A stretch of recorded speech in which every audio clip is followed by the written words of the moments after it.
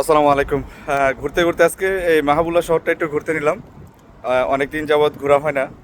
তো সেই জায়গাতে আসলে আমাদের এক বাঙালি ভাইয়ের ঝালমুড়ি বিক্রি করে, যদিও এরকম আমি বুঝতে পাইনি প্রথম দেখি এরকম আর কি। এটা দেখার পরে মনে হলো যে আমাদের কোনো বাঙালি ভাই হবে, কারণ আমাদের বাংলাদেশে এইভাবে আসলে ঝালমুড়ি ফুচকা এগুলো আসলে সেল করে থাকে বা বিক্রি করে থাকে।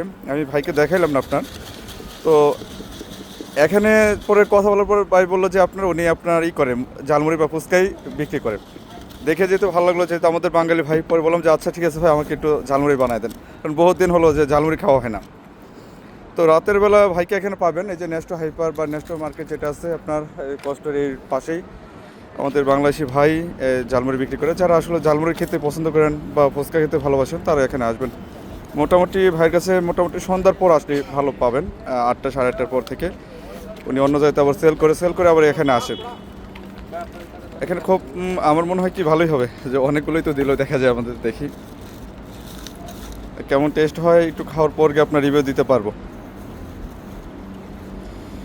তো এই যে এখানে নেস্টো মার্কেট আছে, যেটা নেস্টো মার্কেট বা নেস্টো হাইপারের পাশে বা আপনার এই পাশে আবার কস্টো হাইপার রয়েছে আপনার। আচ্ছা, তো এইটা দিল। আচ্ছা, একটু আমি খাওয়ার পর যে কেমন লাগে। ও বিসমিল্লাহ, একদম অসাধারণ।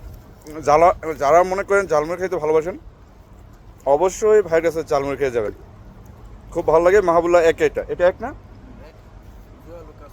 হ্যাঁ, মাহবুলা 1 নম্বরে এখানে আপনি পাবেন। একটু যদি না পান একটু ঘোরাঘুরি করলে পেয়ে যাবেন।